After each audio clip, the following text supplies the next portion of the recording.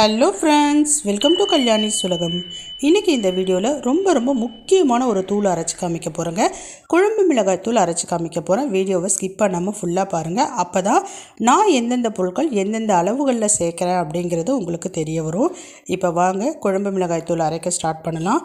1 kilo நீட்டு மிளகாய் எடுத்துருக்கேங்க. நல்ல காரமான மிளகாய். 1 கிலோ நீட்டு மிளகாய்க்கு 1.5 கிலோ தனியா சேர்த்துக்கிறேன். கரெக்டாக இருக்கும். நல்லா வெயிலில் காய வச்சு எடுத்துக்கலாங்க. வெயில் நல்லா காஞ்சதுன்னா ஒரு நாளே போதுமானதாக இருக்கும். அப்படி இல்லைன்னா ஒரு 2-3 நாளைக்கு நல்லா காய வச்சு எடுத்துக்குங்க. அடுத்ததாக கட்டி பெருங்காயம் எடுத்துக்குங்க. இதை அப்படியே சேர்க்க முடியாது, அதனால் சின்ன சின்ன உருளையாக உருட்டி எடுத்துக்குங்க. உருட்டி ஒரு தட்டில் போட்டு காய வச்சுக்கோங்க. இந்த மாதிரி மொத்தமாக போடுறப்ப அது அரைப்படாது. அதனால் இந்த மாதிரி சின்ன சின்ன பீஸாக உருட்டி தட்டில் போட்டு காய வச்சுக்கோங்க. இது கூடவே 100 கிராம் மஞ்சள், 100 கிராம் சுக்கையும் சேர்த்து காய வச்சுருங்க. கருவேப்பிலையை நல்லா கழுவி அலசி ஒரு தட்டு நிறைய காய வச்சு எடுத்துக்கோங்க. இப்போ மிளகாய், தனியா ரெண்டுமே நல்லா காஞ்சிருச்சு. நான் இதை இப்போ சுத்தப்படுத்த போகிறேன். கண்டிப்பாக மிளகாயில் தேவையில்லாத களிமண் உருண்டைகள், கல், தூசு, தேவையில்லாத காம்புகள், அடுத்ததாக பார்த்திங்கன்னா அதில் சின்ன சின்ன ஏதோ பூச்சிகளோ வண்டுகளோ இருக்கிறதுக்கு கூட வாய்ப்பு இருக்குது. அதனால் அதை எல்லாத்தையும் நல்லா சுத்தப்படுத்திக்கிங்க. இந்த மாதிரி பார்த்திங்கன்னா வேர்க்கடலை தூள் இதெல்லாம் இருக்கிறதுக்கு வாய்ப்புகள் இருக்குது. அதெல்லாம் பார்த்திங்கன்னா க்ளீன் பண்ணி எடுத்துருங்க. சுத்தப்படுத்தி எடுத்துக்கலாம். அதே மாதிரி சொத்தை மிளகாய் இதெல்லாம் கூட இருக்கும், அதெல்லாம் எடுத்துருங்க. எடுத்துகிட்டு நல்ல மிளகாயை மட்டும் நல்லா காய வச்சு எடுத்துக்கலாம். இப்போ எனக்கு மிளகாய் சுத்தமாயாச்சு. அதே மாதிரி தனியாலையும் அதே மாதிரி தாங்க. தேவையில்லாத தூசுகள் நிறைய இருக்கும். சுத்தப்படுத்தி எடுத்துக்கலாம். நல்லா முரத்தில் கொட்டி புடச்சி எடுத்துக்கோங்க. தேவையில்லாத பொருட்கள் கல் மணல் இருந்ததுன்னா அதையும் க்ளீன் பண்ணி எடுத்துக்கோங்க.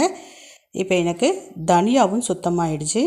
மிளகாய், தனியா ரெண்டுமே சுத்தப்படுத்தி எடுத்துட்டேன். இப்போ இது கூட வேறு என்னென்ன பொருட்களை சேர்க்க போகிறேன் அப்படிங்கிறத 1 பை 1 சொல்கிறேன். இதுக்கு மேலே சேர்க்கக்கூடிய பொருட்கள் எல்லாமே நான் வறுத்து தாங்க சேர்ப்பேன். 100 கிராம் அளவுக்கு மிளகு நல்லா ஒரு இரும்பு சட்டி வச்சுக்கோங்க. நல்லா காய வச்சு அதில் வறுத்து எடுத்துக்கலாம். எந்த காரணத்துக்கும் கொண்டும் எந்த பொருளுமே தீயவே கூடாது, கருகவே கூடாது.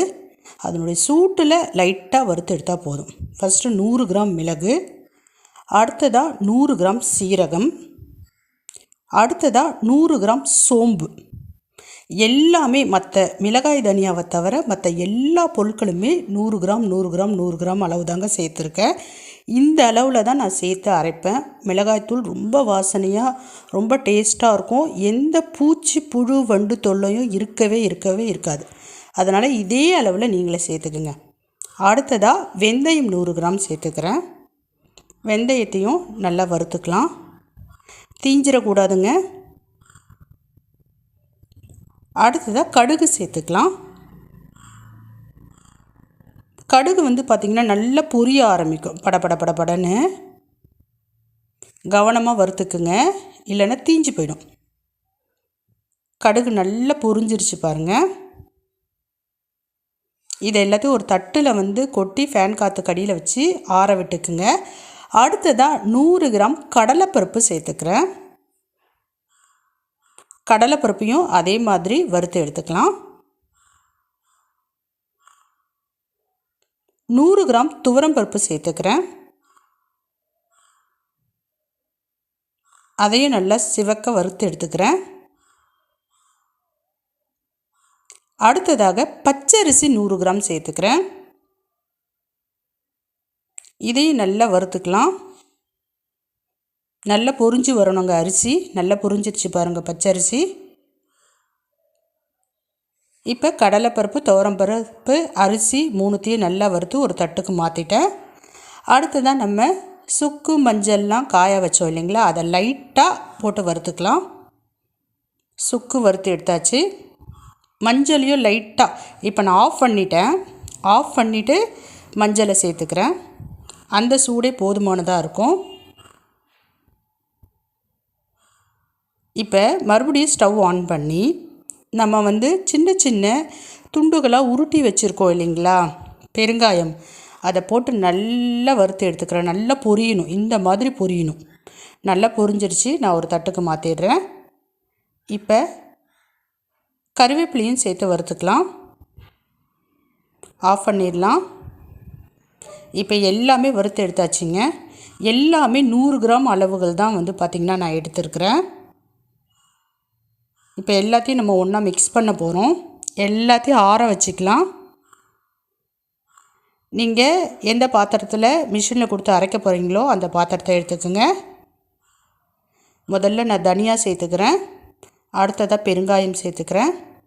கறிவேப்பிலை பாருங்கள், கையை வச்சு இப்படி நம்ம உதுர்த்தோன்னா அப்படியே வந்து எல்லாம் தூள் மாதிரி ஆகணும். அந்த பக்குவத்துக்கு நல்லா வறுபட்டு இருக்கணும். இப்போ நம்ம வறுத்து வச்ச மற்ற எல்லா பொருட்களையும் சேர்த்துக்கலாம். இப்போ நான் எல்லாமே சேர்த்துட்டேங்க. மிளகு, சீரகம், வெந்தயம், அரிசி, பருப்பு எல்லாமே வறுத்தோம் இல்லைங்களா, அது எல்லாத்தையும் ஒன்றா சேர்த்து மிக்ஸ் பண்ணிக்கலாம். கடைசியாக மிளகாய் சேர்த்துக்கலாம். அவ்வளோதாங்க, எல்லாமே நான் ஒன்றா சேர்த்துட்டேன். இப்போ மிஷினுக்கு கொண்டு போய்ட்டு அரைச்சிட்டு வந்துட்டு எப்படி இருக்குது அப்படிங்கிறத நான் உங்ககிட்ட காமிக்கிறேன். அரைச்சி எடுத்துகிட்டு வந்துட்டேங்க. தூள் பாருங்கள், நல்ல வாசனையாக இருக்குது. நீங்கள் கடையிலேயே சொல்லிவிடுங்க, அவங்க வந்து பார்த்திங்கன்னா கீழே கொட்டி ஆற்றி தருவாங்க, நல்லா ஆற விட்டு தருவாங்க. அப்படியே வந்து பார்த்திங்கன்னா எடுத்துகிட்டு வந்திங்கன்னா மிளகாய் தூளில் தண்ணி சேர்ந்துடும், ரொம்ப நாளுக்கு வந்து பார்த்திங்கன்னா இருக்காது. அதனால் நல்லா கடையிலேயே சொல்லிவிடுங்க, நல்லா ஃபேன் காற்றுலையோ இல்லாட்டி வந்து பார்த்திங்கன்னா ஆற விட்டு கொடுப்பாங்க. பாருங்கள், சூப்பரான குழம்பு மிளகாய் தூள் ரெடி ஆயாச்சு. இந்த மிளகாய்த்தூள் 6 மாதம், 1 வருஷம், 1.5 வருஷம் ஆனாலும் எந்த பிரச்சனையும் வராது. பூச்சித்தொல்லை இருக்கவே இருக்காது, வண்டு வராது, ஒரு மாதிரி காரல் வாசனை வராது. குழம்பும் ரொம்ப டேஸ்ட்டாக இருக்கும். எல்லாத்துக்குமே நான் இந்த தூள் தாங்க யூஸ் பண்ணுவேன். ட்ரை பண்ணி பாருங்கள்.